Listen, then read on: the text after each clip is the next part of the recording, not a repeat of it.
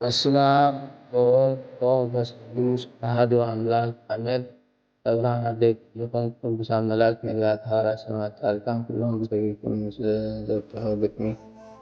ልሳንኩኒ ንመለስ ክምለሰና ክፍታሕ ሽግርና ክረምቲ ደቂሱ ቀውዒ ዝሓፈሰ ንዕጥቁ ደርቢ ንዓዱ ዘውሓሰ ካብዚ የለ ወገን ንተንስእ ብመንፈስ ነቲ ክቡር ጎይታ ነመስግን ነወድስ ታሪኽ ናይ ቀደምና ዳግማይ ንኽምለስ እወ ታሪኽ ናይ ቀደምና ዳግማይ ንኽምለስ ሰላም ካብ ላዕሊ እምበር ኣይኮነን ካብ ምድሪ ካብቲ ጎይታ ኩሉ ኣቦ ምሕረት ፍቕሪ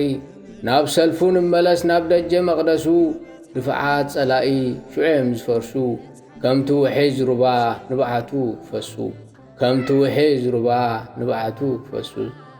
ካብ ናይ ጎልያት ጉልበት ናይ ሰይፉ ስሕለት ጸሎት ዳዊት እንድያ ትምኩሕቱ ዘፍሸለት ልዕጠቆ ንቓሉ ክኾነና ጉልበት ጸላኢ ክሓፍር ክረክቡን ውርደት ስጋናን ነፍስናን ምስኮነ ብሕብረት ስጋናን ነፍስናን ምስኮነ ብሕብረት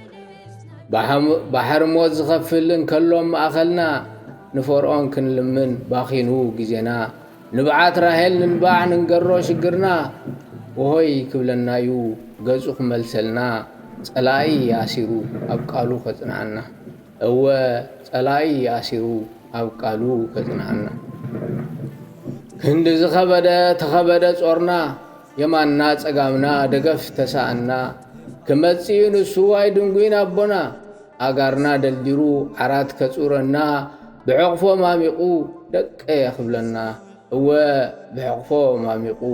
ደቀ የኽብለና ከረኖ ሓዲግና መርበብ ተደርበና ለይቲ ብምሉኡ ጽዕር ተሓደርና ክንደይ ከይንረክብ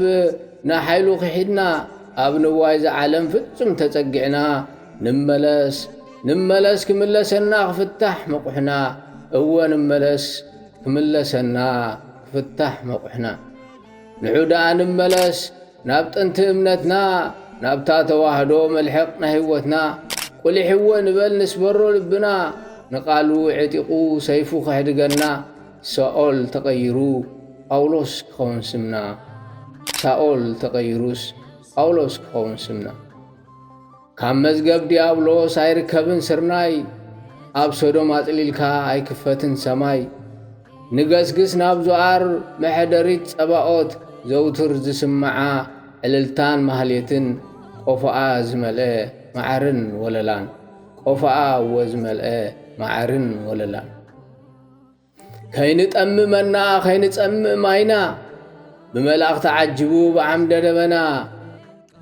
ካብ መቑሕ ፈርዖን ፍትሓት ጌርና እሱ ትጓሳና የዋህ ፈጣሪና ክንበልዕ ሽጉርቲ ኣይንኺድ ድሕሬና ባሕር ሞት ኣጥሒላ ሲኦል ከይተውርደና ባሕር ሞት ኣጥሒላ ሲኦል ከይተውርደና ፎኪስ ከይመስለና ርዑት ናይዚ ዓለም መእተው ሰሊማ መውፂኢ ተጸልም ነለልዮ ስርሓ ንፍለጦ ንሕብራ ክትመስል ጽብቕቲ ገበራ ወሪቓ ሃንጎፋይ ዝበላስ ክንድያ ኣቐምሪራ እወ ሃንጎፋይ ዝበላስ ክንድያ ኣቐምሪራ እሞ ንንገረሞ ጸገምና ሽግርና ለዋህዩ ንሱ ኣይኮነን ከማና ነንቃዕርን ናብ ሰማይ ልብና ኸፊትና ብዘይክኡ የለን ጭን ኢሉ ዝሰምዓልና ቃንዛና ቐንዚዎ መጺኡ ዝረድኣና ቃንዛና ቐንዚዎ መጺኡ ዝረድኣና ስብሐት ለእግዚአብሔር ወለወላዲቱ ድንግል ወለመስቀሉ ክቡር ይትአኮቶ ይትሰብሐ ስሙ ለእግዚአብሔር አምላክነ ወተወክል ጊዜ ወኩል ሰዓት ምስጋና